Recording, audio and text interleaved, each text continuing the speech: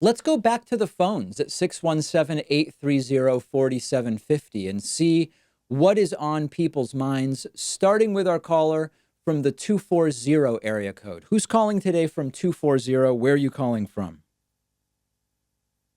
Salutations, David. This is Rob. I'm calling from Maryland. Hey, Rob, what's up? Um, I've always worked at uh, small businesses. I've always resisted going to big corporate places for work because I know that I would I would suffer. It would be spirit crushing. I prefer places where, rather than there being a very established culture, the place has a malleable personality that I can actually come in and contribute to. Okay. Um, and because I work for those types of places, I'm unemployed right now.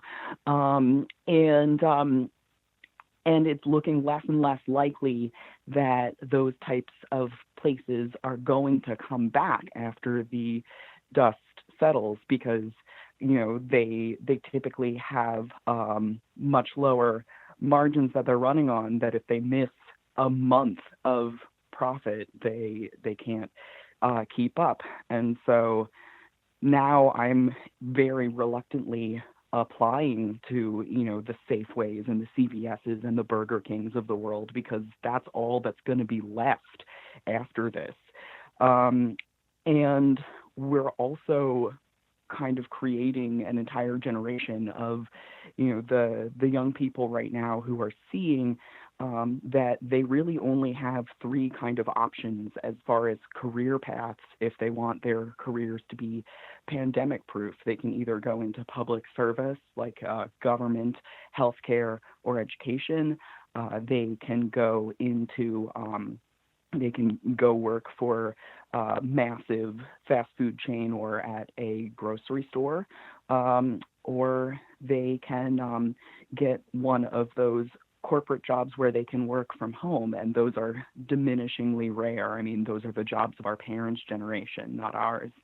Um, and so we are going to, for a long time, have this shift, I think, um, that crushes the dreams of a lot of people who may have been better in non-essential fields such as cosmetology or the arts or culinary, or being in a research field of academia where you have to actually go somewhere to study something.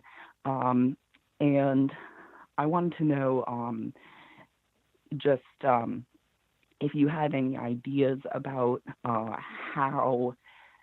how we could incentivize, or it or if this is even a good thing. Like, should unnecessary jobs just disappear? And if not, how do we incentivize people to still follow their dreams? So there's a lot there, Rob. And so first of all, I don't know that I agree with you about the jobs that are pandemic proof. I mean, what we just learned this week about the nearly 5% GDP reduction in the first quarter. And half of that GDP reduction was in healthcare, which is counterintuitive because with so many coronavirus patients, how could that be? It's because almost all non-emergency healthcare has been shut down, and it certainly has not been pandemic proof for people who work in dermatology offices and the like. So I don't totally agree with the premise, but what I would tell you is just because a job is not essential in a pandemic doesn't mean it's not an essential job. So, as an example, transportation is essential to 99.99% of human existence.